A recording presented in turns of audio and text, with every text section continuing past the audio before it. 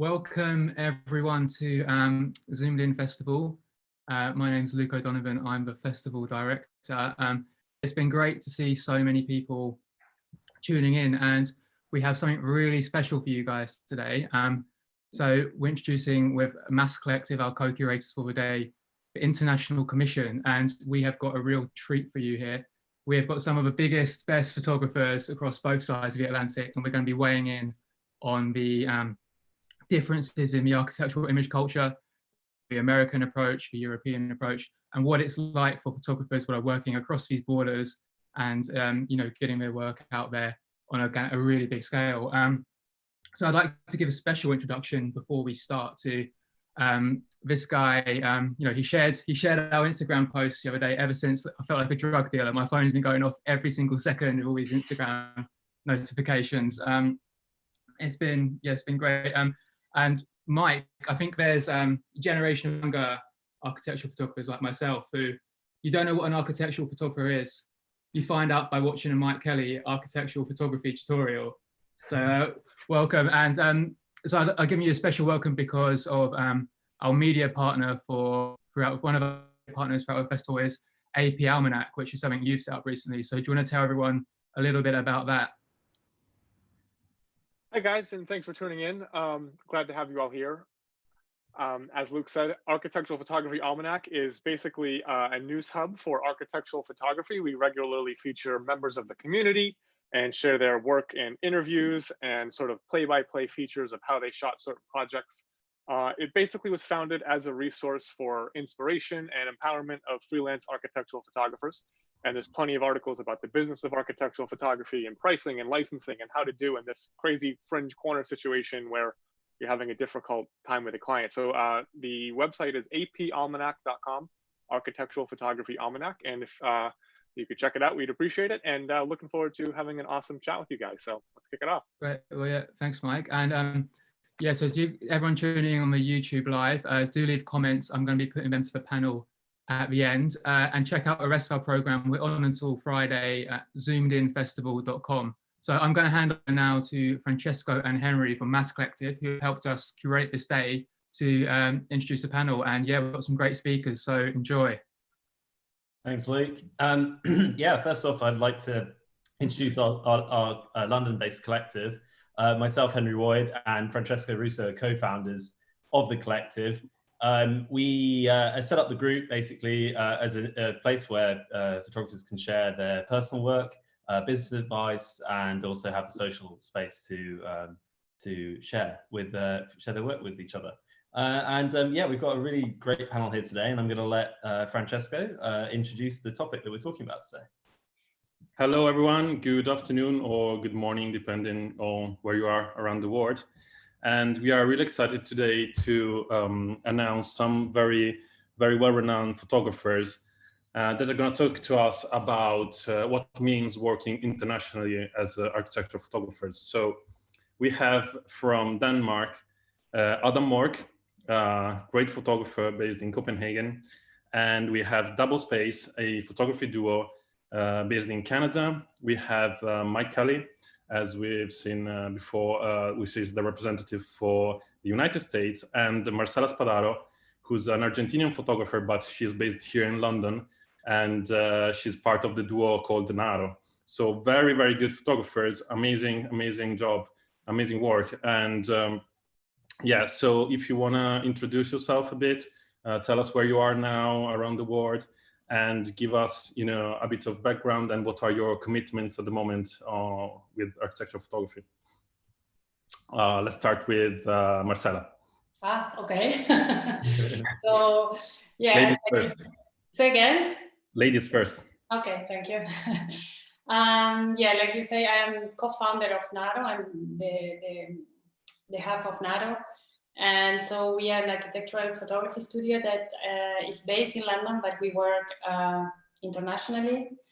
And yeah, and my background is in architecture and in art. I studied, so as you said, I'm from Argentina, so I studied architecture in Argentina, and then also architecture here in London at the Bartlett. And I also studied fine art in Central St. Martin's. So then I have also a professional experience working as an architect at Zaha Hadid for about 10 years. And after that, I founded NAARO with Freya. So, and at the moment we are just in London. So we are, I mean, before this started, we had commissioned a team to redesign our website, which was a great moment because so it has given us time to think. I think the whole process will end in August, and it has been fantastic because all of a sudden we have time to understand who we are and all these questions that that you ask yourself when you sort of do that. And yeah, only apart from that, all our work has stopped, and so we are only working on a film, so on the storyboard, and that's that. And having a lot of time to think about what we do, where we go, etc. Nice. And then can we hear from Doublespace? So Amanda and Eunice, can you tell us a little bit about yourselves? Yeah, I'm Amanda Large and this is Eunice Minghar. We're coming at you from Toronto, Ontario, where it's not quite yet spring. Eunice and I started Doublespace in 2012. I want to say, yeah, 2012. My background is in architecture. I studied architecture at University of Waterloo, and I worked in the field for a few years before launching into photography. I'll let Eunice introduce himself. I have a zero artistic background. I'm a molecular biologist by training, and went through a Census tour via the federal government. So anyway, then I met this lady who turned my life around. So we've been at it for a while now, and we work anywhere in Canada or the world, anywhere anyone wants to take us, basically. Right now, we have been strangely deemed a non-essential service. So, who knew? You know, that is a shame.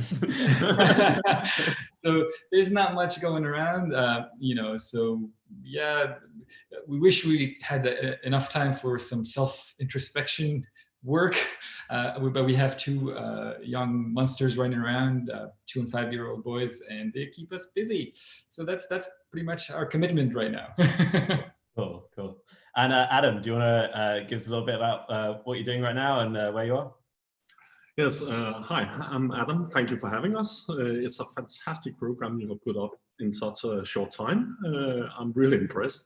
I'm from Copenhagen, Denmark, and graduated a long time ago from the Royal Danish Academy of Fine Arts as an architect. Then I worked several years for a fantastic office here in Copenhagen, and then I needed a break, and then I started photographing, and that taken me around the world since the start, and that's much what I'm doing. Right now, we are start opening up the society here in Denmark. I was supposed to be in Dallas right now these days, but enjoying the spring here in Copenhagen, and luckily enough, I have the hard drive full of images to process. So taking it easy, getting some more bike rides than I normally do, and so on. So far, so good. Nice. And then Mike, it'd be great to hear about you, what you're up to.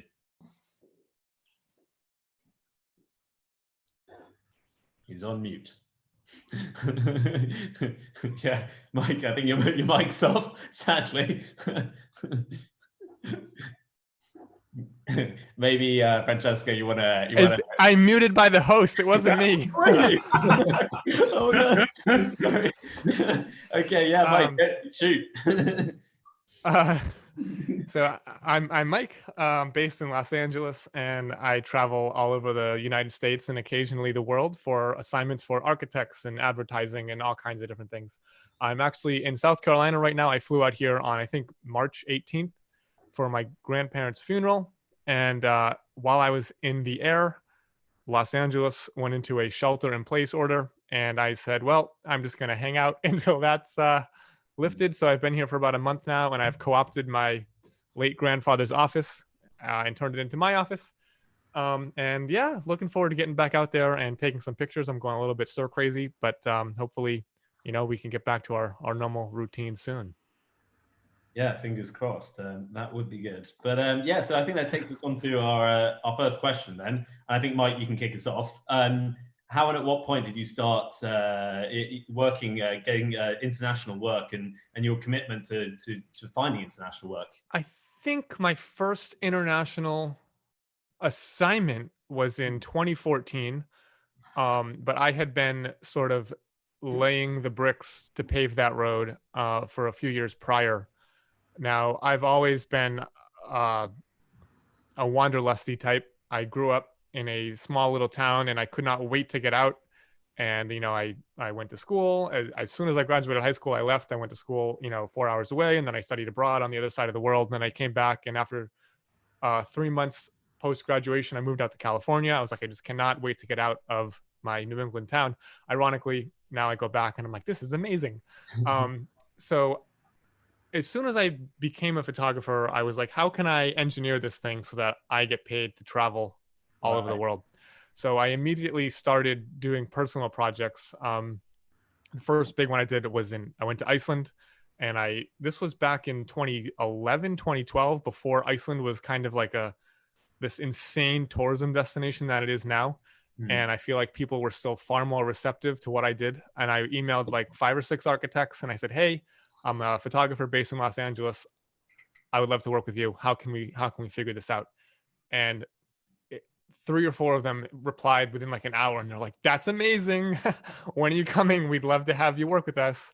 And I met them when I was over there, and I, you know, formed some friendships that I still have to this day. And I talk to them on Instagram, and I talk to them via email, and I send them books, and they send me, you know, Icelandic donuts or whatever.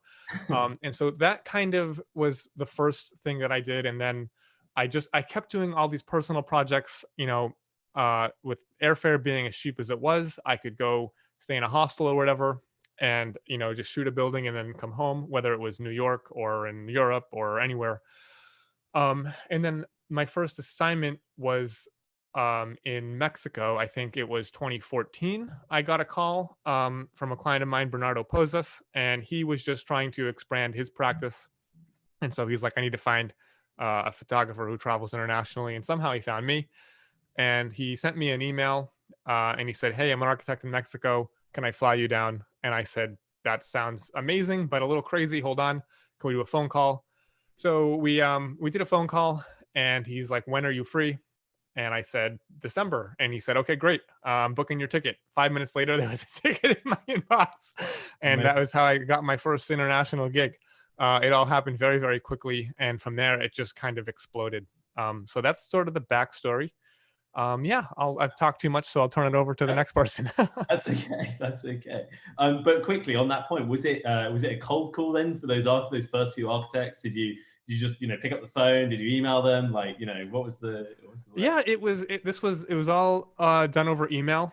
I just, you know, maybe they took pity on me. I don't know. And it was amazing. I was also shocked at how receptive everyone was. But yeah, I feel like it was almost not even 10 years ago, and it's a different time. You know, like I don't know if that would work today. Yeah, fair enough. Well, Adam, let's hear from you. So when did you start doing your international work, and when was your first commissions? Actually, right out from the start, it was a bit crazy history how I get started in all this. It all happened like, yeah, it's something you should take in a bar or a beer together. It happened like in one day. I was on summer vacation from my job, and then I got 3 or 4 assignments for photographing on one day. And then I quit my job that afternoon. And one of the assignments was coming to London to photograph for Arabs. They had like the engineering firm. They had like, I think, 20 projects spread out in the UK. And so it had always been like from the start, like part of the way I do stuff, traveling around. And so yeah, so it was in a way easy that way, but it was also different times, like almost like 20 years ago. So here we are. A different game. What's that, Francesco? A different game. 20 years ago, it was a totally different game, I guess, in architectural photography. Yeah. What about you, Marcela? I think for us also pretty much from the beginning, it wasn't so much of a decision, but we were interested in this kind of architecture that we call innovative, or we simplify as innovative, let's say. And so we kind of, from the outset, we understood that if we wanted to to continue photographing those specific that specific kind of architecture, we had to travel where the projects were.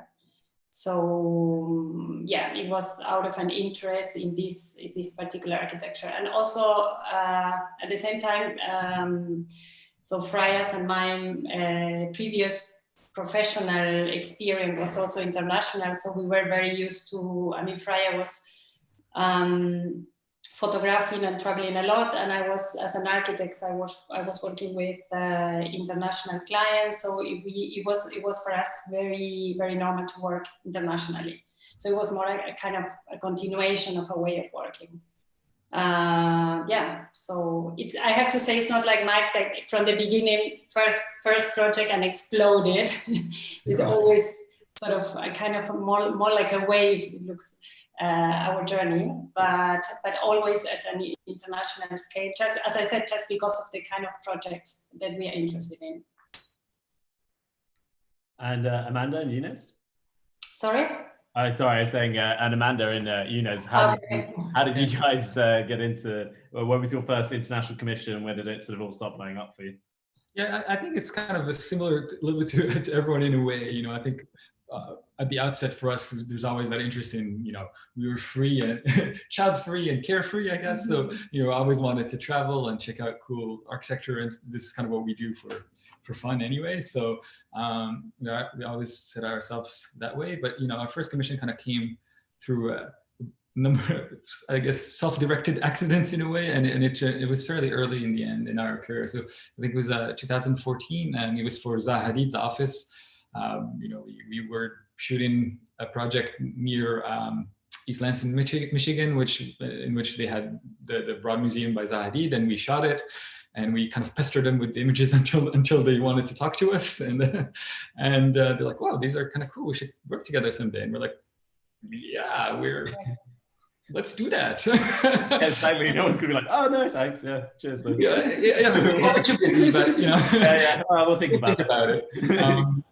Yeah, so that's it. So in March of 2014, we woke up in Hong Kong shooting the Zaha Hadid project and going like, "Sis, what? Can you pinch me, please?" You know, a lot of interesting stories on that trip, but you know, that's a story for another day. I think I'll take Adam on his offer for drinks for stories like this.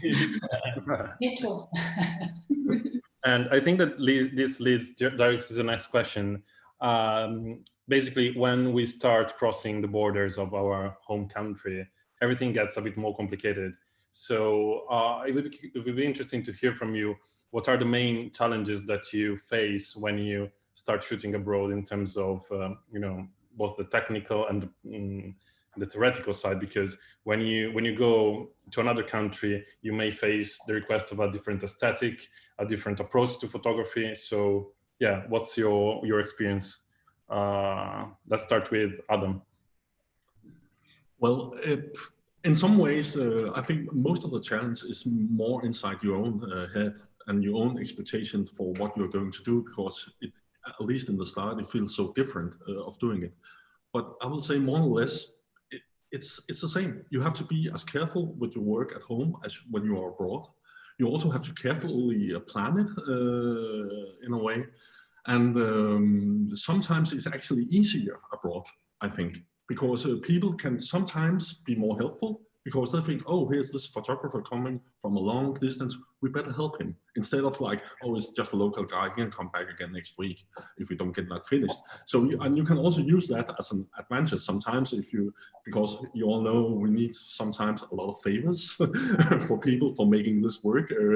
We are so depending on all the circumstances around the shoot for getting it to happen.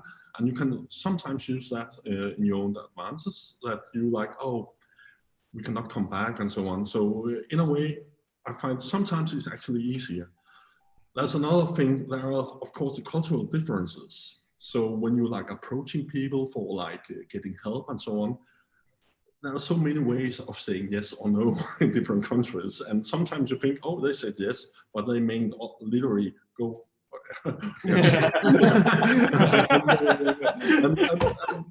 that can sometimes gives a class in some aspects, but normally I will say, if you just is as careful as you will do at home, then of course there can be all kind of logistic challenges. As for instance, try to get a direct flight, get a hotel as close as possible to the assignment, or I prefer that, and so on. But those are all small details that you can overcome, hopefully.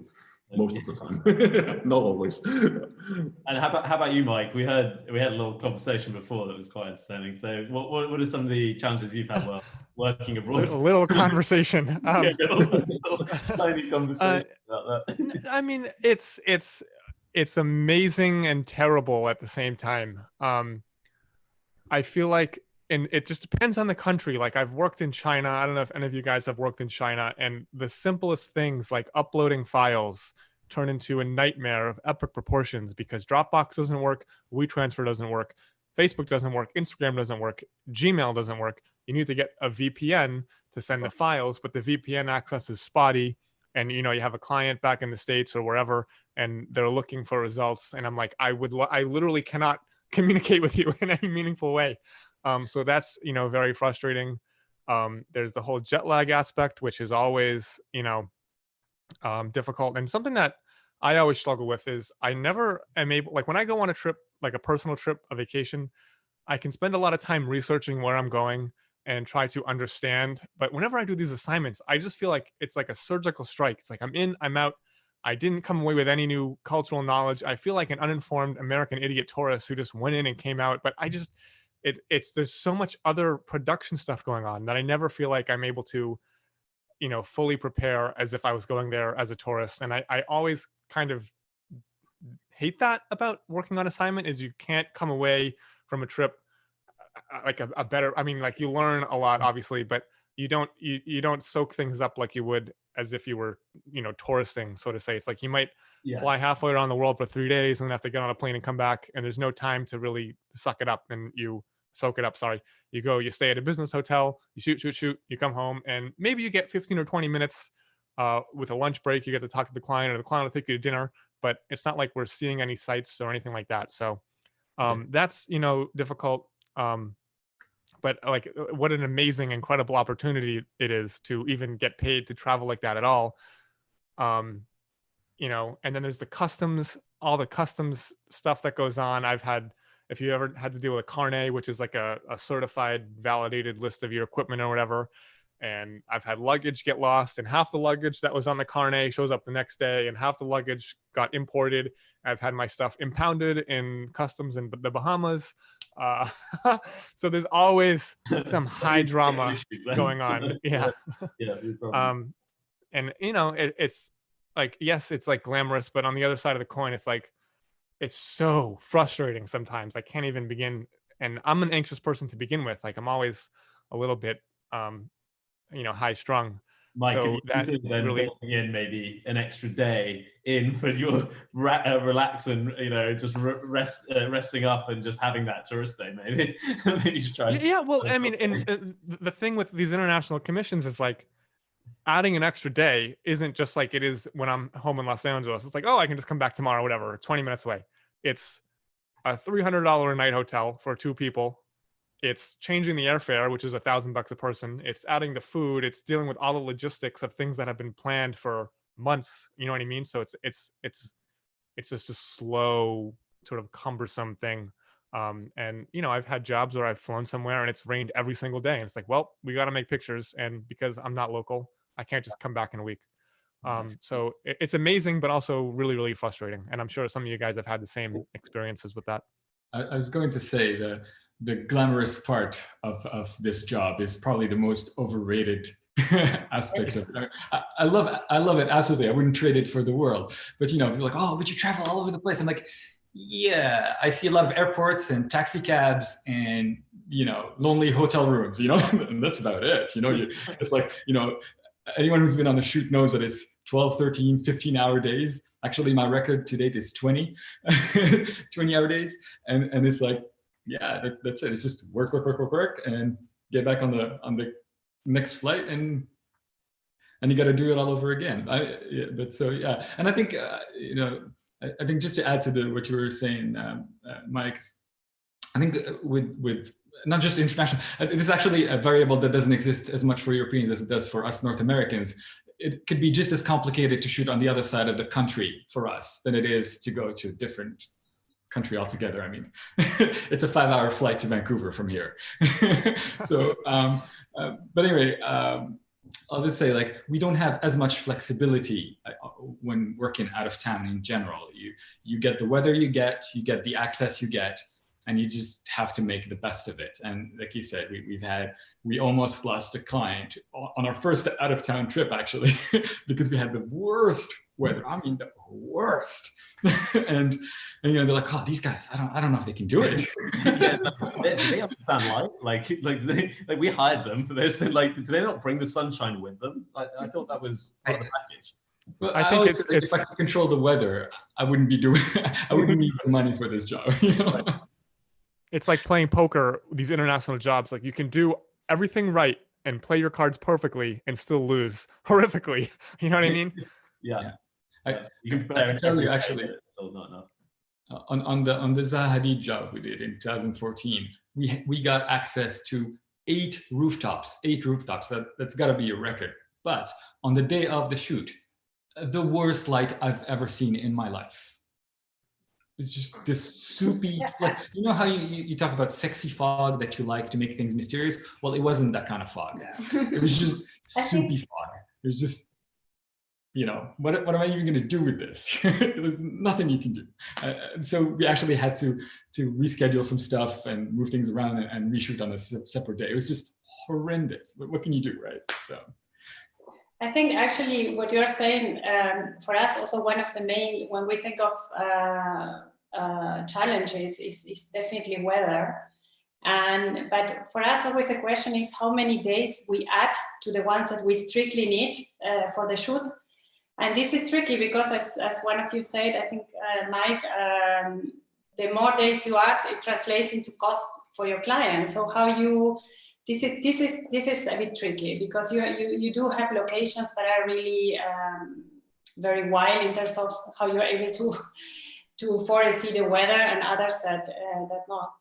But yeah, I know you have to continue with the next question, but I think for us, when I was thinking of this question, it's like the biggest challenges when traveling have not had anything to do with the logistics, with or logistics of traveling or the planning, but more like with the kind of element of surprise that is always there when you arrive to the site.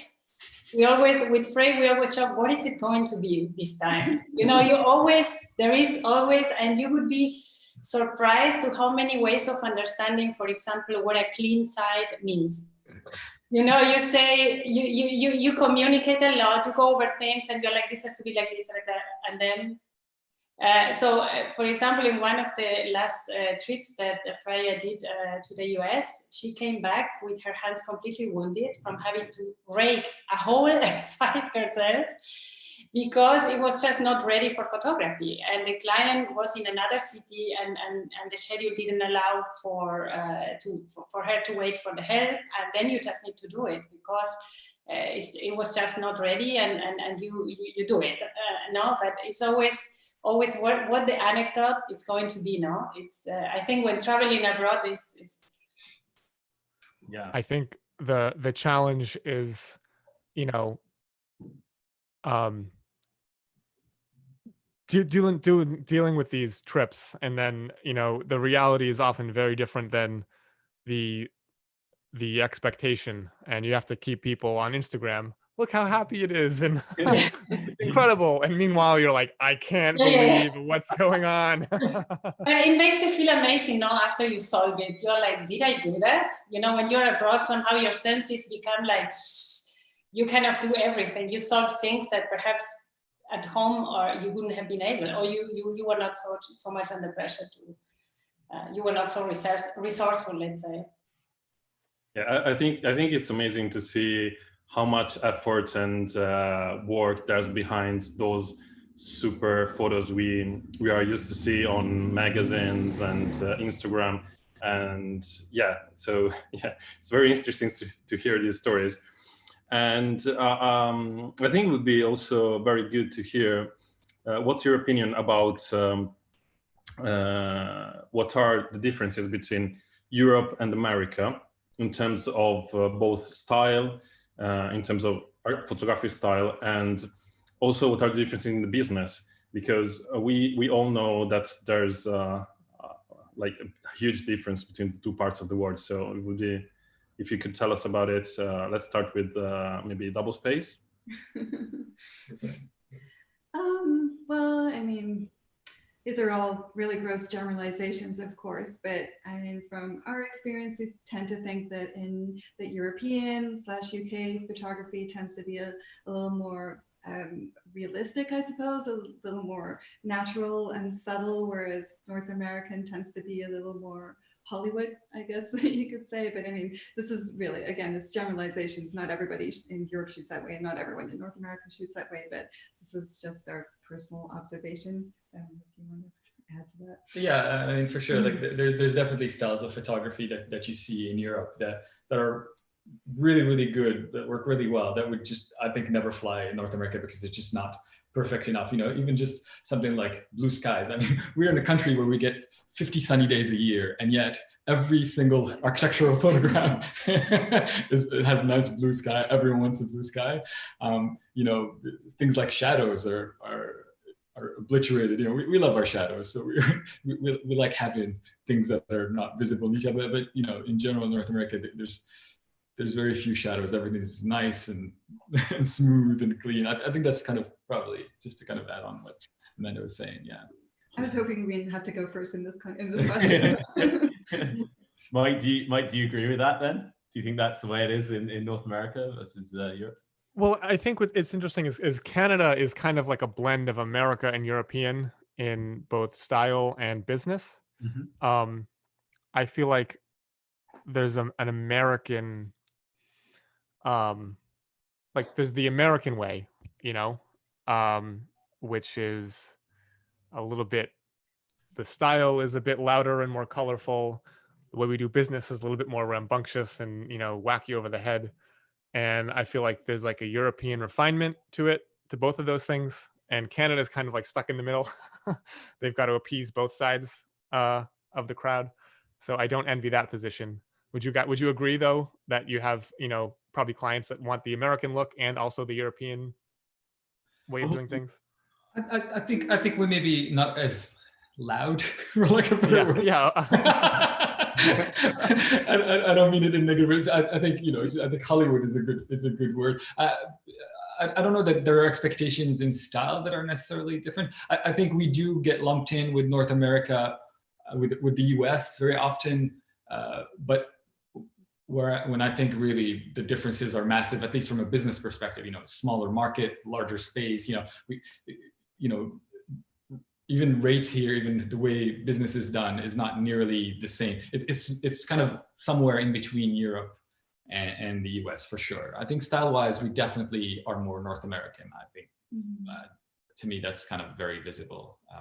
The influences are very, very clear, and there's a lot more relationships between photographers. Even if you look at social media, there's a lot more relationships within the North American circle than there are across the pond. So I think that may be why the styles are there's more commonality in style from that perspective. And from a European perspective, then, Adam and Marcella, where do you think Europe sits against America? What stylistic differences that you see in people's work, or are there none? It's the boundaries are blurring a bit more these days, but like before, you could say the main difference between North American style and European style was the use of artificial light. I have never owned a flash. I have never used a tungsten lamp maybe twice in 20 years. And it's like, and I'm so glad it's Mike here who's representing US because he's shooting in a way that I actually can stand looking at. He's really good at what he's doing. But like in the traditional, now I'm saying traditional because it has changed a lot, I think. In the traditional American architectural photography, where everything is well lit and so on, it's like architecture is like a piece of jewelry. It's not about the space. It's more like you can see everything, and oh, you have an oak there, you have this tile over there. And I have it like, I don't care. I want to see the space. I want to see how the space is reacting with the light that the architect have thought about entering the space, and it's the light that are shaping the space. Like in the traditional thing where you have like, oh, I bring in a tons of strobe, and then it's like the photographer shaping the space and actually non-shaping the space, because everything is just like well lit and really boring in many ways. But back to you, Mike. It is changing a lot at the moment, I'll say. This is a very strong personal view, but I have had some discussions with some American photographers before, and so don't get me wrong, but they are so good at some point, and their clients have other expectations, and I can feel it if I'm in the US that are some other expectations. But again, if they are taking me over from Europe, it's because they want something else, and I just have to like, I just do my thing wherever I am, because else there will be no point of traveling and use all the carbon emission doing this. Yeah. And Marcella? Thanks, Adam. The straightforwardness is appreciated. Yeah. So, yeah, and we know that NAARO makes a lot of work in the United States. So what's your? Yeah, I mean, I struggle a little bit to see, let's say, Europe and and America, not the US, as groups, let's say, stylistically consolidated. I think what I see more nowadays, I'm also not talking about traditional photography. Nowadays, I see more local architects that have maybe a connection with local photographers, and architects that work internationally that have a special connection with photographers that also work internationally. And I see in those connections perhaps a more, let's say, a source of, maybe I'm also simplifying a little bit, but a more valid source of stylistic differentiation. And again, like Doublespace, it is a simplification. I hope nobody feels bad about that. So for example, I know that we are talking about America, North America, but I'm going to talk about South America. So, because I'm Argentinian.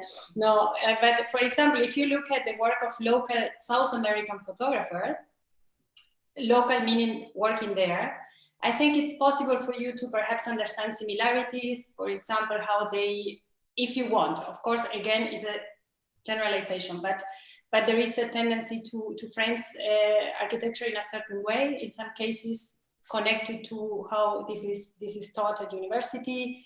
There is also obviously aesthetic connected to a certain materiality, a focus and interest in, for example, the brick, which is very much used, and how this technology allows for certain spatial arrangement and so on.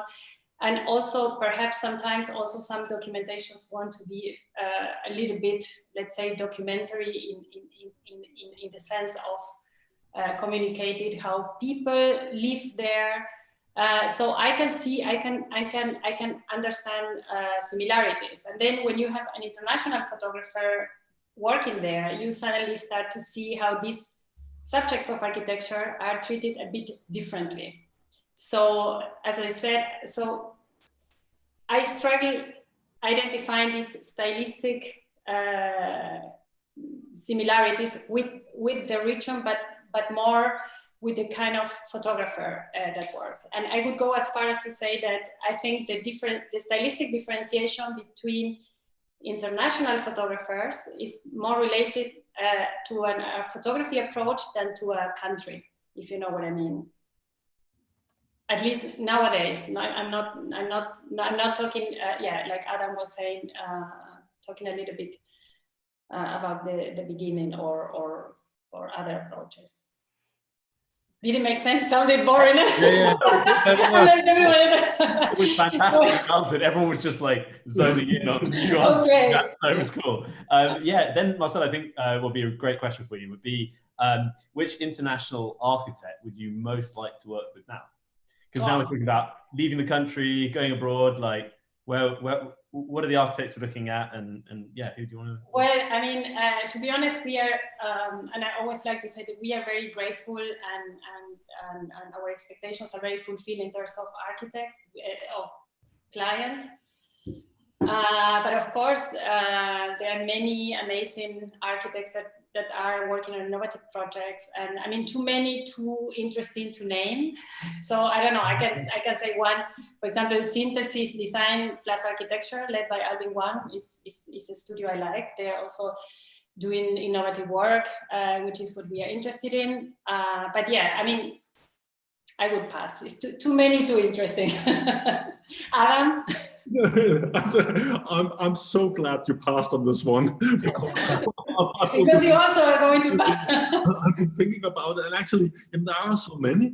And again, I know it sounds a little bit, I don't know what to say, but I'm also really blessed or lucky that I'm actually working with some of the architects I like the most, and that's amazing. And you always see like architects here and there that will say, oh, that project would be amazing to do, but then you will just like chasing your own tail all the time for doing it. So I'll say I have to pass on this one. I know it's the boring, the safe answer, but yeah. So I guess it's not a coincidence, because it's probably because your style and your eye match the architect's style. So probably that's why you're in this position, so, which is great. What about Doublespace? Yeah, it depends how much time you have, really. But actually, Actually, 45 minutes. Yeah, let me pull out my phone. Those of you who are listening. No, I mean, I actually really like the Houghton and Crow response to this question. It's like the next one who hires us. I mean, you know, there's really no shortage of people out there who do fantastic work. You know, like, I mean, I don't want to, you know, maybe give you guys something to, you know, we'd love to work with RCR or Sumtor or CISA, but there's again, it's not even about the size of the project or you know, like there's really cool small studios that do work all over the place, that, you know, like in Mexico or Italy or Spain. Actually, if I would say I would choose a country, I think both of us would move to Spain or Portugal tomorrow for the weather, the food, the people, the architecture, and that's about it. So, Mike, save us here. Italy is decent too. That's what they say. What about you, Mike? Well, I wanted to mention, I also feel like there's, with many architects in America, an idea that the building that they finished is not the building that they designed. And there's a lot that falls on me to fix, whether that's, I don't necessarily agree, but they're, at the end of the day, they're writing the paycheck. And if there's a handicap ramp, I have gotten in shouting matches with clients because they were angry at me for photographing a handicap ramp that they did not design. Whether they didn't design it elegantly or they didn't account for it, I'm not sure. But they want me to Photoshop it out, or the project has not yet completed and they want me to add light where there was supposed to be a light in their design, but the project got cost managed to the point where the light was removed. So I end up, you know, rigging up some lights and Photoshopping in a light to make everyone happy. And I don't know, I don't necessarily think that's like this American exceptionalism thing. I just think it's kind of a difference in like overall mindset, where it seems like, and I hope this doesn't, you know, bite me 5 years down the road, but it seems like there's more of an expectation that the design intent is more important than the finished product here in America. And it's like, well, I intended X, but got Y because micromanaging of cost or value engineering or whatever. So when you're doing the photos, can you please do ABC to make it look like I wanted? And that's something that I run into on 30 to 50% of the jobs. And I would say only the top 5% of architects, maybe this is true across the world, are the project that they envision is what ends up in reality. And so, you know, there's a lot of, and I don't know if the word is cheating or what you want to call it, but I feel like in some cases, especially when there is an advertising motive to the photos as well. Say I'm photographing a residential high-rise or a condo building, and there's a cost share between the architect and the ad agency and the interior designer.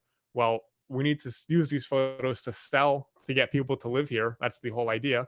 But the architect also has a say, and the interior designer has a say. And so there's kind of like a push and pull that goes on. Well, we need to make it perfect for the advertising, but we have to keep it truthful enough for the architect and the designer. So it's this multi-party compromise that happens a lot.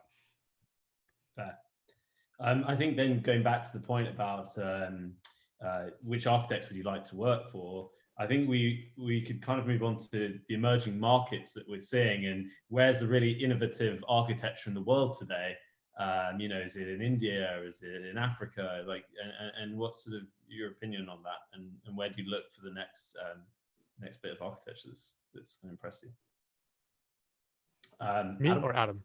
Let's take Adam. Why not? Mike, we'll come to you next. Or Adam. Yeah. I think this is actually the amazing thing about this, the thing here in this day, how the architecture evolves. It's so quickly, and it's actually so worldwide at the moment, I think. I'm amazed on a daily basis to see projects coming from part of the world, so that you didn't expect to have that level of integrity, materiality, careness for light and for humans. And I'm still, actually, I think right now there's a lot of bad things architecture-wise going around in Asia, but also really good things. Also in, and I've never been there, in Latin America. It's, I see all the time amazing projects there. There are still fantastic projects in Switzerland, Austria. They're just consistently coming out with amazing architecture. Here in Scandinavia, we're also doing quite well, I would say, especially a country as Norway. More and more fantastic projects are coming there, especially from the smaller scale offices right now in Scandinavia, young offices. It's such a thrill to work with them, and they are creating amazing stuff. And Marcella, you were talking about South America. So is that somewhere that you look for innovative architecture? No, actually, I go to the universities for innovative architecture. I love looking at the work of students, and I think this is for us like a pool of inspiration.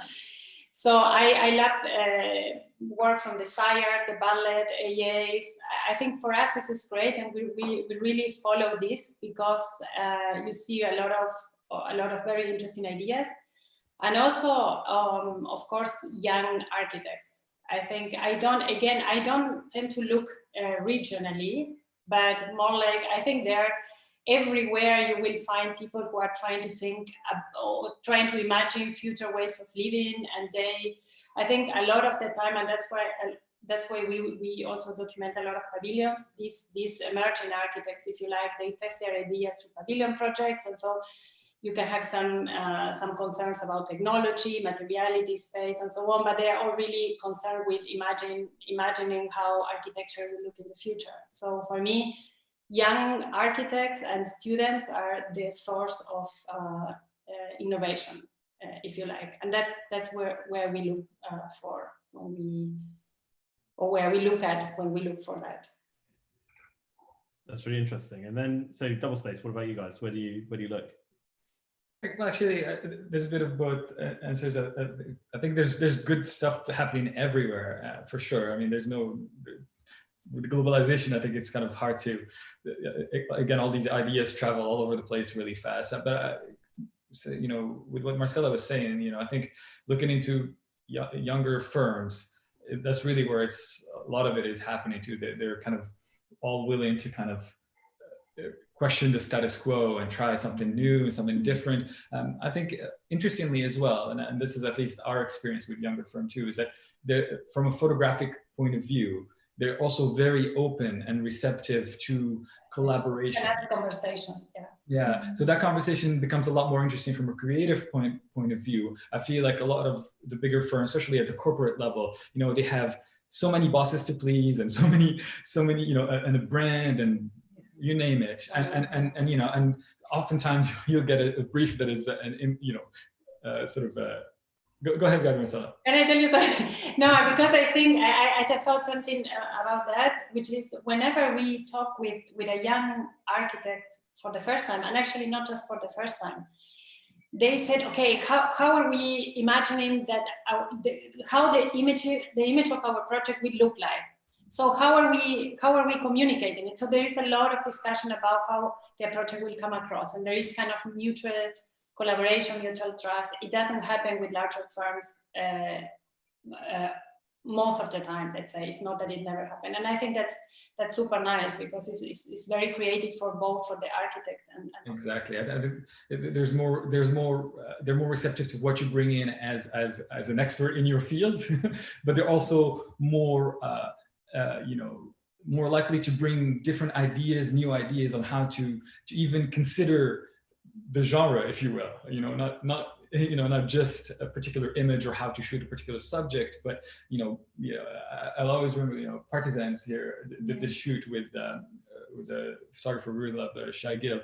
It was an office space, and it was like all parametrically designed stuff, and they basically brought in like a smoke machine and had a guy in a spacesuit, and it's an incredible shoot. I mean, it's unreal. The images are, to me, so memorable. They go obviously beyond the architecture, but I think they really, you just cannot forget about them, which is the idea of what we do.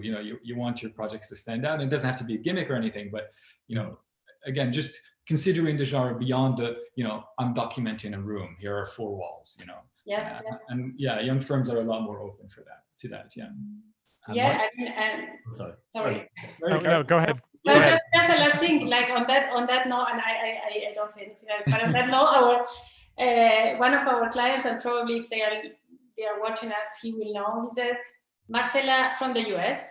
He said, Marcela, our images need to become more edgy, and I'm like, okay, I felt very old all of a sudden. I'm like, but I'm thinking all the time. I'm like, more edge. And it was super interesting because, you say, okay, we need to change. I came back and I'm like, another game. We need to change it all. We need to think about it all again. Yeah, sorry. I mean, it's great from a craft perspective to just not go in on a shoot and just kind of go through your emotions. That's kind of, it's kind of the death knell for anyone. Like, I don't want to be going to shoots and knowing exactly where I'm going to put my camera, what lens I'm going to be using. But to have that ability to question yourself and refresh the view, I think it's phenomenal. Yeah, so it's great.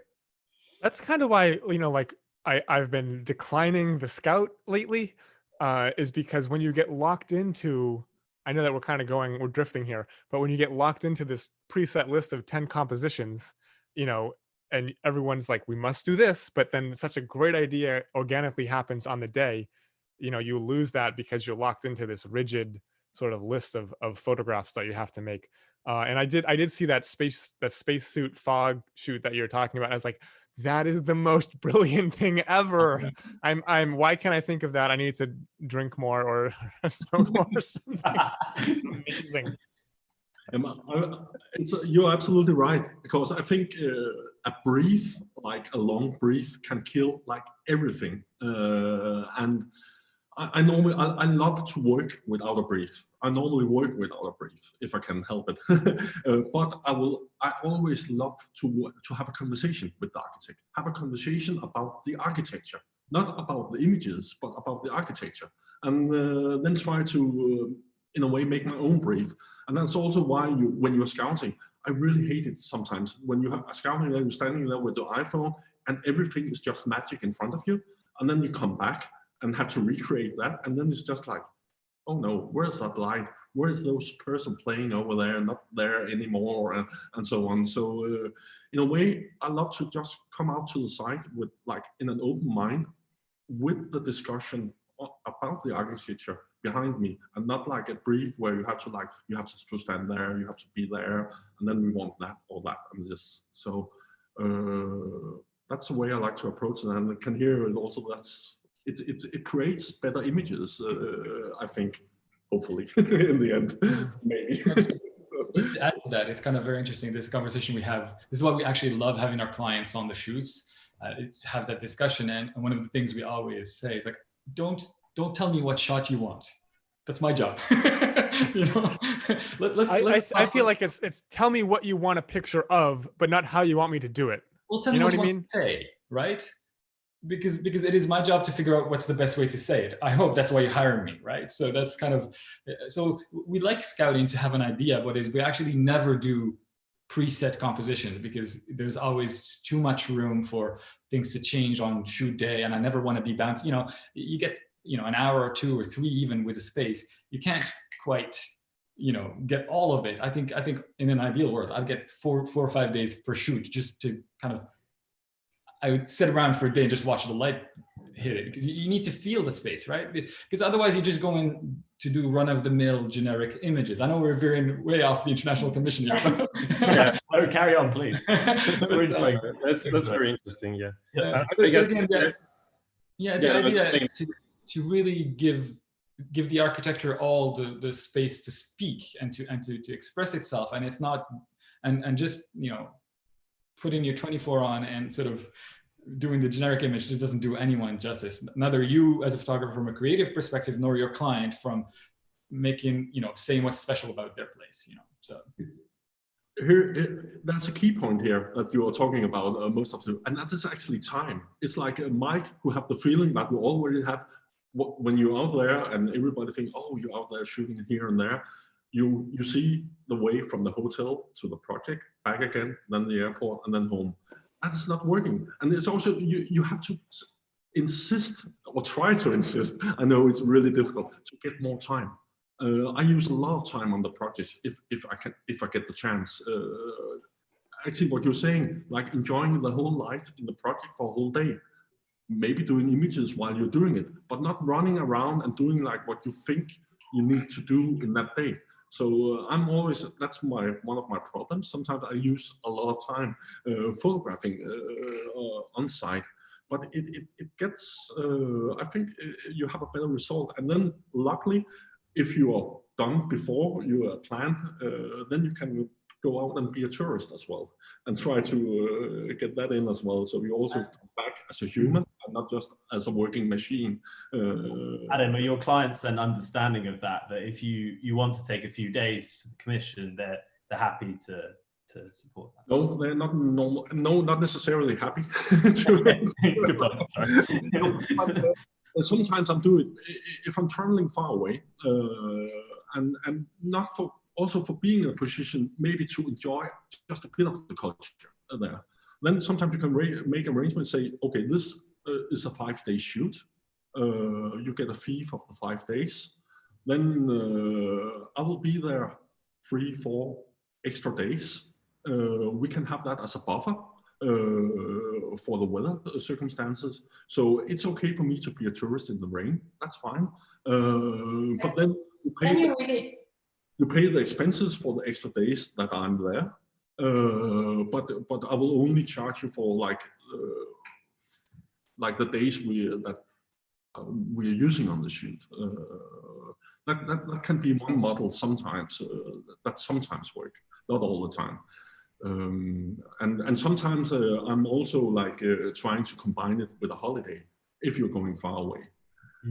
So you maybe take a break after. I've been like in Canada and I had the snowboard with me, so I could throw over the Rockies after it and stopping all the way.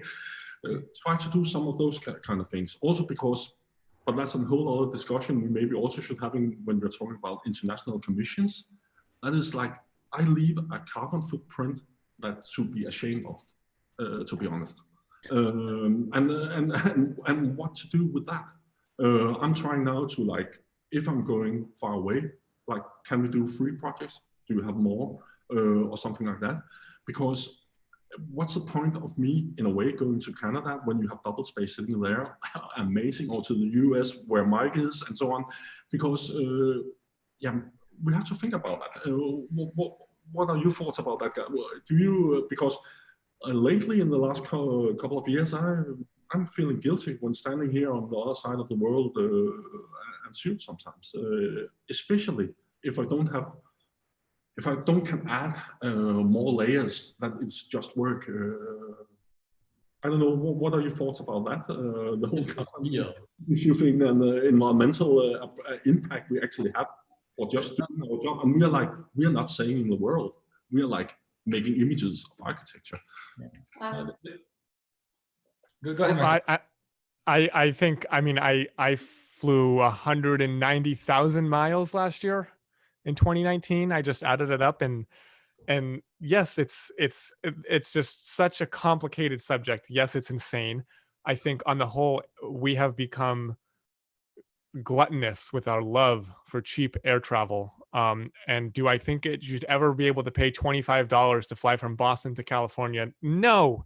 And I just, I mean, I think that the business model needs to take into account the environmental impact of that. I am very curious to see if there's a measurable difference in global temperature and CO2 measurement during the coronavirus. And maybe that will spur climate change action. You know, it is interesting. I love aviation. I love traveling. I majored in environmental science. I am a walking hypocrite. I'll be the first to tell you. And my job has a massive carbon footprint. And I don't want to get up here and be like, it's so important that architecture is conveyed properly in the media, and I can't justify it, you know. But do I think that there is a future where air travel is done at a more reasonable rate? Yes, I hope so. I think it's inescapable that, you know,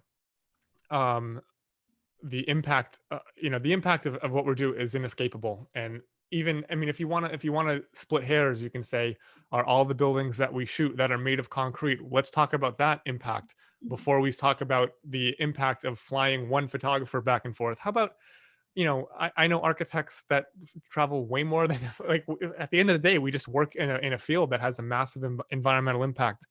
And, you know, yes, every little thing helps, but I think you got to kind of keep a perspective about it. And it's just such a complicated, it's you get into this, you stare into the abyss. It is such a deep, complicated issue. You know, I think what I'm most interested in seeing is how coronavirus impacts business travel.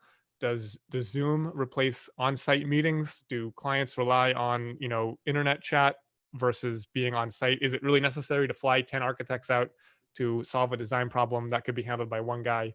Like I said, I think we got a little greedy, a little too comfortable, and we're all getting a massive reality check right now. Yeah, that's my, I mean, you know, and I'll be interested to see how much of it continues going forward. So thank you very much for this. This was very, very interesting.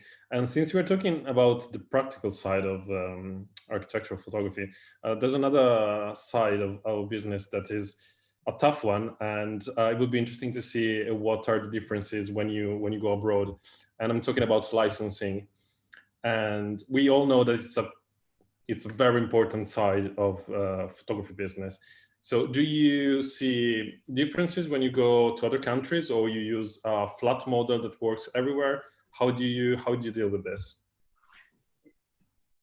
Doublespace? Can I just ask you to clarify, when you mean licensing, when you say licensing, you mean post-shoot licensing of images to third parties, or you mean just rates of commission photography? Yeah, in general, like, do you have different ways of, you know, dealing with the clients in terms of usage, or I'm talking both prior to the shoot and after the shoot. Okay. Do you use a flat model, or you change depending on the country you work with?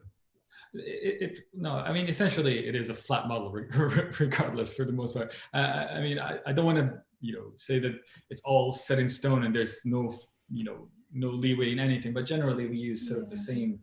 I think it's more that we quote per project and what the project entails and what the usage is going to be for that than where the project is located per se. So it isn't that our fees are always the same all the time, but it's that we're quoting per project, and we tend to, but it's sort of, well, our fees, we don't differentiate so much between. Yeah, well, our fees are based on our cost of living and cost of doing business here. And that does not change if we work abroad. So, and also, as Adam alluded to earlier, if someone is asking you to come from overseas or internationally, then clearly they have different expectations in mind for you know that there's a cost associated with that, not necessarily with fees, but with all of the costs involved in it. So that makes sense. Makes sense. Like, for example, in my experience, I had, for example, a client in India who was basically asking for full purchase of all the rights, copyright and everything. and that's something that doesn't exist here in Europe, for example. So if you have like to deal with these kind of things, how would you do?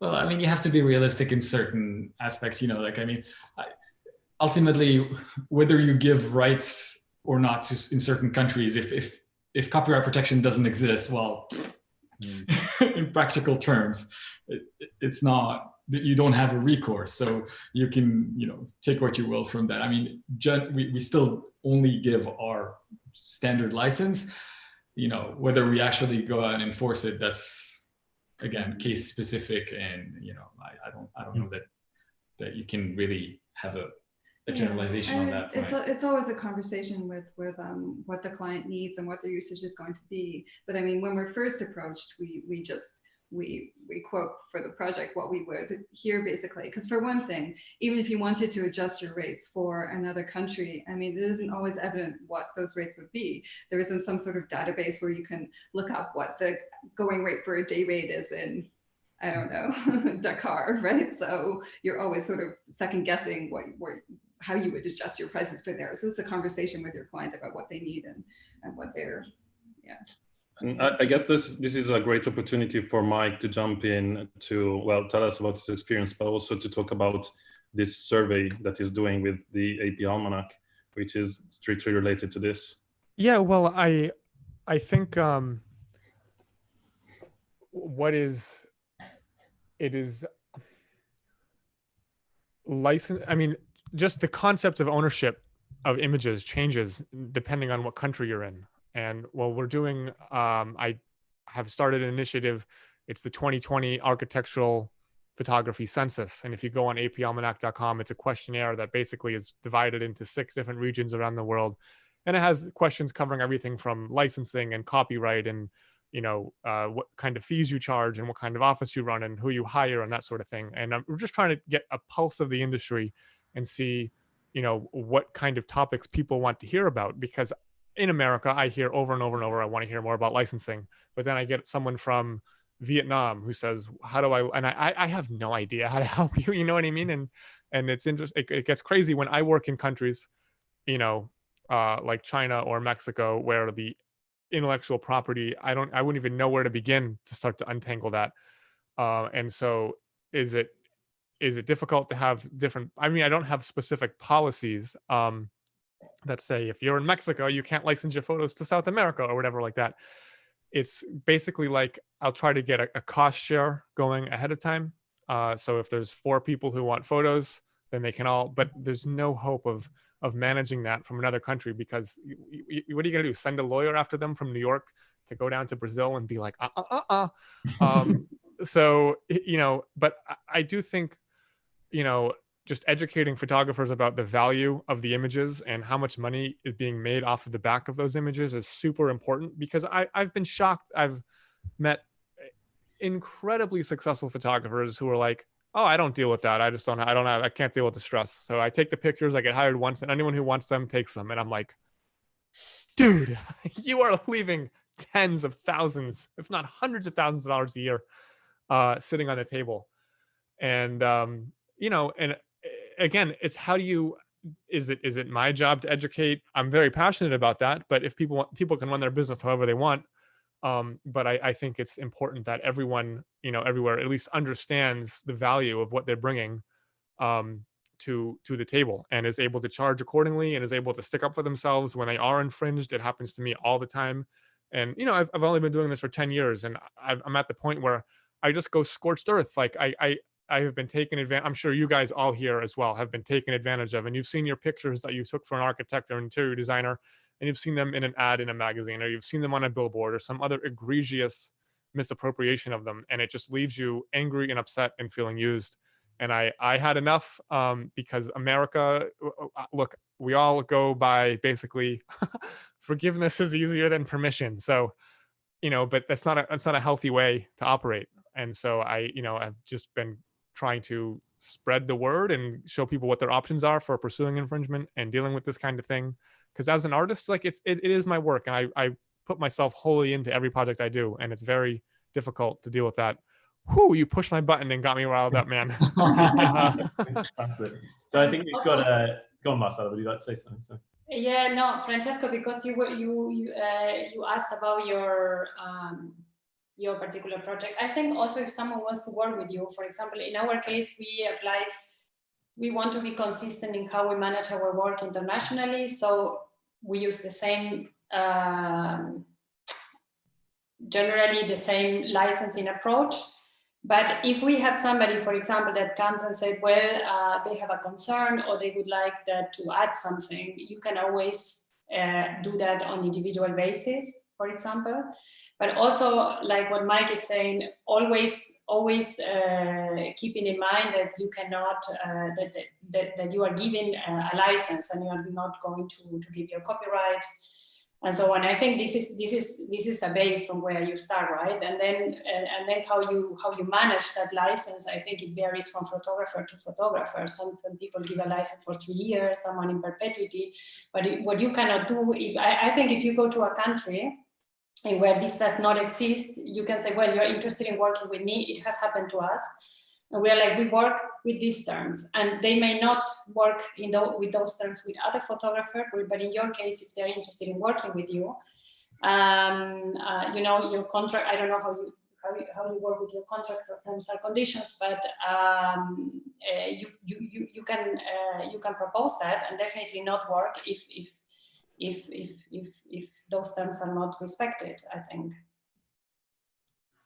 That's great. And then I think we have one more question for you guys, and that's, do you commit to personal projects? Like Mass, we just set up Mass and we have the small group going. We sort of decided to do this project on isolation, which was how long will this last? And we think it's quite an important thing for photographers to sort of bring in their own artistic view and into their work and show that and showcase that to people. So do you guys have time to commit to personal work? And is that something that you do, Marcella? Marcella? Yes. Okay. No, actually, I don't. I always try to somehow combine this, my professional, commercial, and personal. There is no such division in my life. But Freya does. For example, she's at the moment, she commits to other projects on the side of NAARO. She's at the moment doing a documentation, a landscape project. And for her, it's very important to kind of combine all different kind of photography in her practice. But for me, that's my personal project at the moment, NAARO. It's a big project. It's a big project. There's a lot to do, so fair enough. How about yourself, Adam? I'm the same as Marcella again. Thank you so much for doing it. I'm also trying to like. Let's go for that beer. For sure.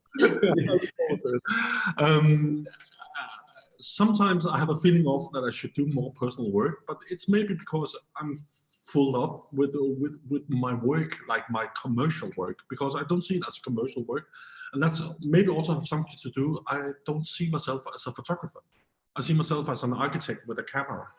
And that's could also be maybe some of the points. So I try to, if the project is there and the quality of the project is there, try to fulfill some of my dreams or my like personal goals into that shoot or into that project.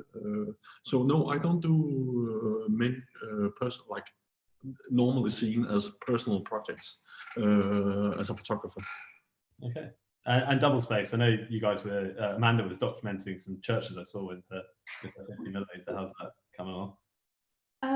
Yeah, I mean, well, obviously we love what we do, so just shooting anything, shooting for clients is exciting, and we love it too. But I mean, and I do try to make time to make photos for myself. I just like to be able to shoot without any sort of agenda and worrying about how they'll be received or whether people like them, or just and pursuing like subjects that I think are interesting and I don't know that anyone else will think are interesting.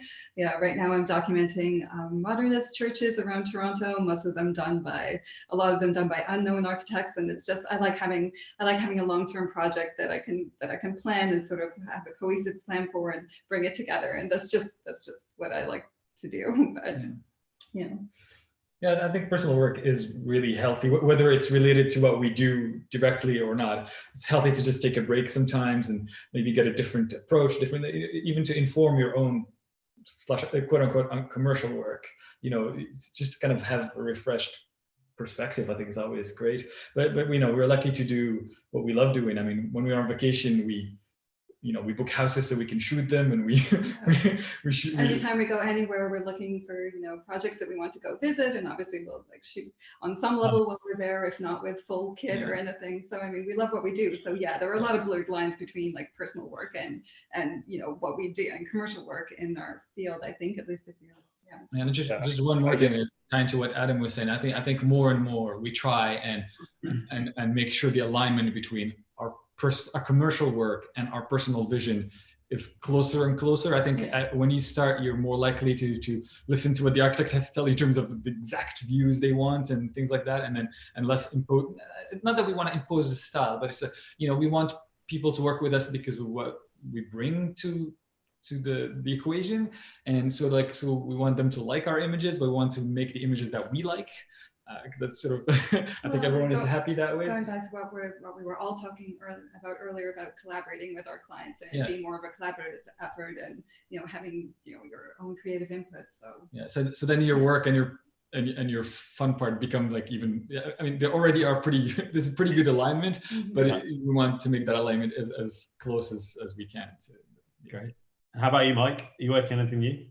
Yeah, I feel like the greatest privilege of being self-employed is the freedom that it allows, and I take full advantage of that, and I try to carve out a couple months every year to just do something that I fully love. And yes, I have a few clients, when I work with them, it feels like it's personal work anyway, but I have some clients who, let's be honest, it does not feel like that at all.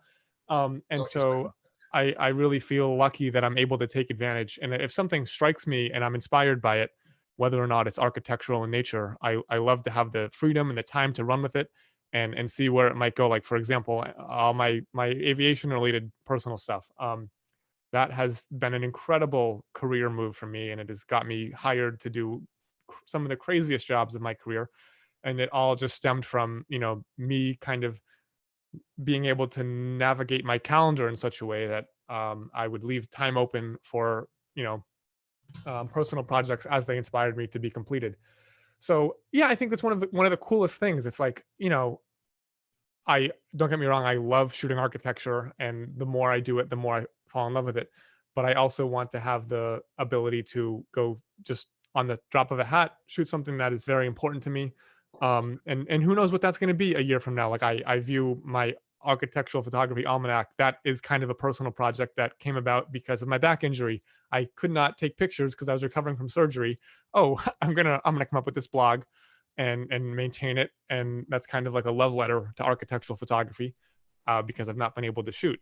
So yeah, I think it's, for me, I don't want to speak for everyone, but for me, it's very important to have that outlet. And I feel very lucky to be able to, how many people do you know globally? I can't count them on one hand. I can count on one hand that have the ability to just say, oh, I'm just going to take a break for 3 months and work on a photo project. And we have that. And that is amazing. And, you can take advantage of it if you want to. If you don't want to, by all means, continue, doing your thing. But I think if I have that freedom, I'm going to use it. So.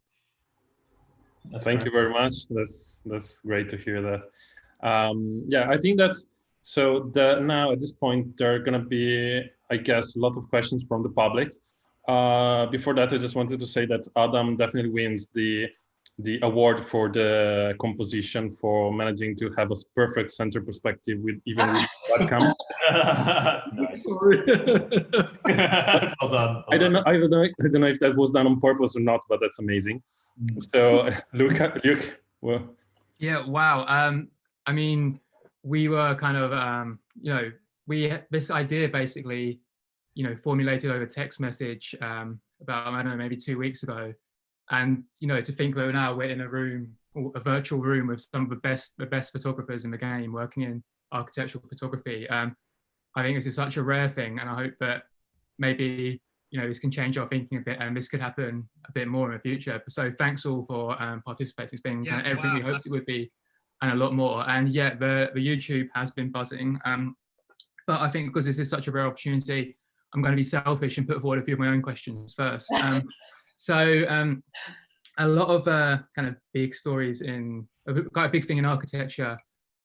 There's been a few kind of high profile cases, I won't name and shame, over the last few months, but it's always kind of a very topical thing, is kind of the ethical implications. You know, there's a lot of practices that are working with governments and so on that are, you know, questionable to say the least. There's a lot of kind of shady business in architecture.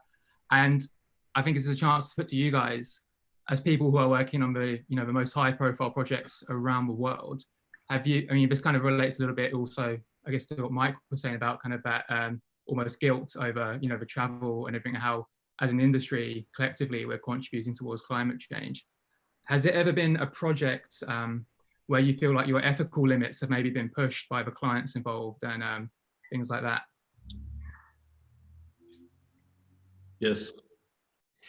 Yep. And are you allowed to say in public, Adam? And sometimes you are standing with a project and you say, oh, this it's very rare. I'm trying to avoid it, but what we can do, as we were talking about, we cannot save the world. We're just making images, but we have to also to think about what do these images communicate? Who are they helping? What cause are they helping?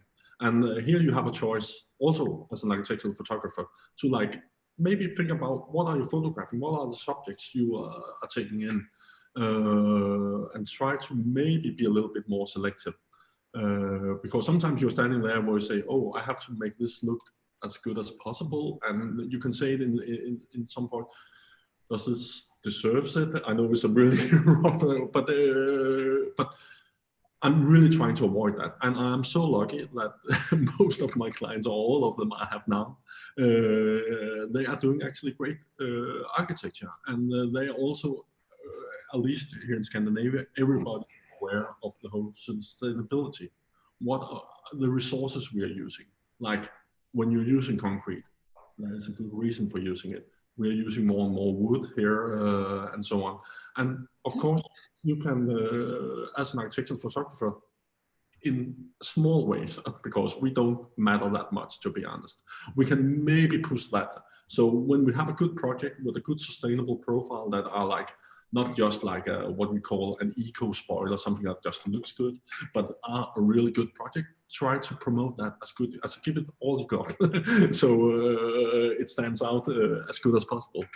Yeah, and actually, I'd like to take a point from that and then just kind of add to the question, put it out to the panel. I mean, especially as, you know, the kind of the high profile guys you are, the big following and, you know, respect in the architecture industry.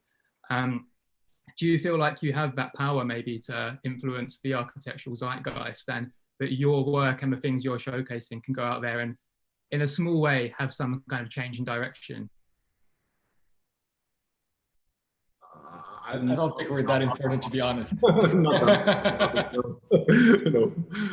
It will be more like on a conversation between you and the architects and so on. That can maybe move more, but no, not. I don't think we matter that much, to be honest, no, or maybe not at all, to say it. But we can try. Yeah. Okay, great. We're running a little bit short of time because we have another film. We have a film screening at 6, but I'm gonna quickly fire through a few more. So I know you guys kind of, you've all got these amazing anecdotes. It's quite clear you've developed a lot of life experience, you know, through your work, through your travel. You all come from kind of different and interesting backgrounds. Do you all see architectural photography as your forever career, or do you see yourself in 10 years, 20 years doing something completely different? It's like the mafia. Once you're in, you can't get out.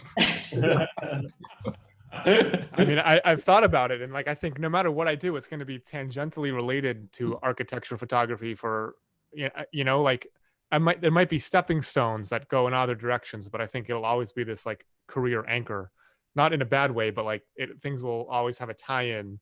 I mean, like I said, I don't really see how, knowing how much I love it and how much it's done for me, I can't see myself ever completely abandoning it. And it would be incredible to be 70, 80 years old and look back at a career, like look at Julius Shulman or something. And if the way he, you know, handled himself throughout his career was absolutely incredible, and the body of work he created was so inspiring. I would love to be able to do something similar to that. So Our inner motto is failure is not an option, because we just can't see ourselves doing anything else. Yeah. What about you, Marcella? Yeah, in my case, I'm not sure. If you asked me 5 years ago, I could have said no, forever, architecture. But I don't know. I can also, I mean, I love, as I was saying before, it's my personal project. And at the moment, I love what I do. There's no distinction between work and private life and personal life in that sense. But I can imagine having a restaurant or, you know, bringing all I'd my come just for the pictures on the wall. I've met along the way and cooking for everyone. And I don't know. I have to say, I tell you in 5 years or 10, maybe we talk again. Okay, cool. Now going to a few of the YouTube comments and try and keep it quick on these ones. So I guess you all have kind of shots you're known for, and I guess your own personal favorites and so on. But are there shots that you've missed within your career? Is there one kind of a shot that you regret you haven't taken, or a shoot you turned down, or something, kind of a moment that you saw and you didn't capture it right? Is there a missed image? If there is, I don't want to know about it. It would haunt me. Oh yes, I tried once back when I was shooting films. We always shoot Polaroids, and the Polaroids were lying on the table the next day at the architect's office, and everybody was like, "Oh, this image, we're really looking forward to get that developed and processed." And it was like, yeah, that's the one I didn't make because I thought it looked bad on the Polaroid. So yes, I tried that, and because you took the Polaroid and looked at the motif and do like an A and B comparison, and it didn't get the emotion that I wanted. But actually, the image was really good. So from after that day, back in the days when we used Polaroids, I always turned the back to the motif and looked at the Polaroid there to see, does this work as an image? And I do the same more or less with the camera. Don't try to make an A and B. See if the image is strong, then do it. It happened to me something, maybe it's not exactly that, but I didn't have, you know, your hero image on the project, the one that you feel kind of, you're very proud of. And I came from actually in the US, but I don't say when because I don't want my clients to know. But I was in the taxi coming back from the airport in London, very happy with my documentation. I thought, I have a beautiful story. And then I thought, I don't have a hero image. I don't know if this happened to you, but I'm like, I'm going in my mind through the images, and I'm thinking, and I remember calling Freya from the taxi. I'm like, and she's like, calm down. I'm like, I think I didn't get a hero image, and I think you kind of know when you take it that this will be the image, no? But yeah, I think since then I thought I would always check before taking the train, the plane. And yeah, another one. So it's been quite hard to pick out questions from the comments because it's just absolutely been buzzing with debate about sexy fog after your conversation earlier about weather. But yeah, I guess kind of a final one, which is quite a nice one for us to end on. Just really short and snappy answers. If each of you can answer this, your one key piece of advice for young photographers out there that are just starting in architectural photography. I guess, yeah, what's the tip you could have given yourself when you were just starting out? Be yourself. Do who you are. Don't try to be someone else. Work the way you work. Get the clients you want to get. Don't worry about anyone else. Shoot the work you'd like to be hired for. Like, take photos that you would like to be hired for yourself. And yeah. Completely agree with those guys. You can't. No one's gonna hire you because you can imitate someone else. They're gonna hire you because they want you to be you. And don't sleep on your copyright registration. That's my second piece of advice for those who are able to, you know, enforce and be aware of their own copyright standing. Yeah, for me, also very similar. I would just try to understand what kind of architecture you want to shoot. If you shoot everything, it would be a bit difficult. I'll just be aware of the light. That's on top of everything, because yeah, what you have said is absolutely right with being yourself, and this is really hard, I think, sometimes to be yourself in this industry. But be aware of the light. That will be my advice. I think be yourself and be aware of the light is some nice, not photography advice, but some nice life advice to leave us on here. So yeah, I think this has been really special. So thank you all for being a part of this. Just before we go, I'd like to show you a bit more of what we're doing. So again, for you, those guys that are just tuning in a bit later, I'm Luke O'Donovan, the festival director of Zoomed In.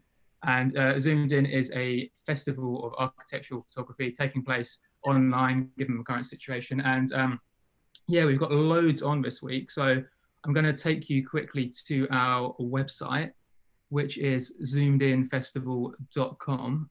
And you'll see, so if you go to our homepage, we have, you know, our live program of events going right through to Friday. We have loads on every day. I mean, we're doing about 6 hours of content today. So it's all going to be, you know, the vast majority of it is going to be up on YouTube in the archive. So it'll have a life of its own there as well. So we've got loads going on there. We have our curated image gallery put together by guys at Mass Collective, of what some of their photographers have been up to lately.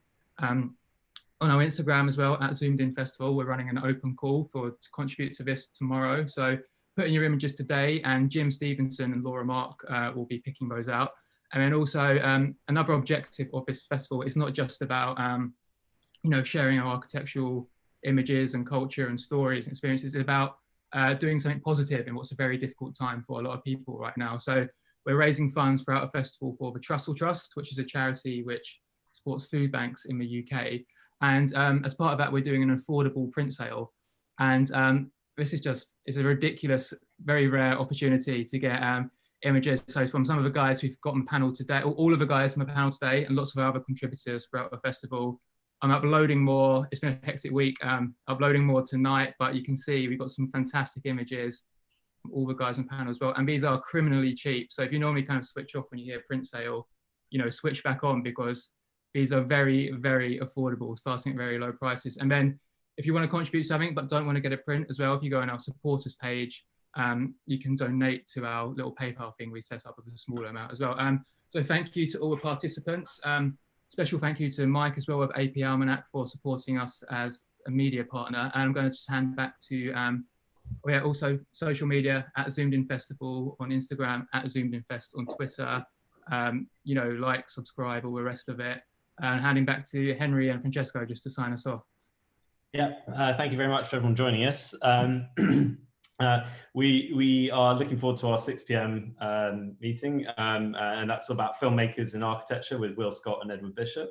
And yeah, you can find me and Francesco. We both co-founded Mass Collective, and you can find us at mass.collective on the Instagram. And my own personal Instagram is Henry Royd, and Francesco's is Francesco Russo. And yeah, so thank you very much for tuning in. Really appreciate the panel. And do a contributor just want to quickly say where we can find you online, or and what you got coming up? Was your Instagram? Yeah, do you want to quickly go through your Instagram handles and your websites, just so people can find out a bit more about what you do? Who are you talking to? All of you. Everyone. Okay, sorry. Quick fire. Yeah, pick somebody, go. Right, I'll go. So yeah, my personal one is Francesco Russo Photo on Instagram, and francescorussofoto.com for my website. And yeah, Adam? It will be on Instagram at Adam Mørk. Embarrassing enough, my webpage is not working. So that's how it is. So yeah, work in progress, I think. I'm at _ what is it? MP Kelley is mine, at MP Kelley with an _ I think if you just search Mike Kelley, it should come up. He's the one with the blue tick. That will help you. We're at Space Photo on Instagram, and our website is doublespacephotography.com. And we are studio_NAARO on Instagram. I had to be checking. And www.naaro.com. Okay, awesome. Well, yeah, I've got about 10 minutes to get to our next event, check in with the participants. So thank you all for joining. This has been amazing. And yeah, so you guys at home, see you at 6 p.m. UK time, or, you know, throughout the rest of the week. Take care. Thank you all.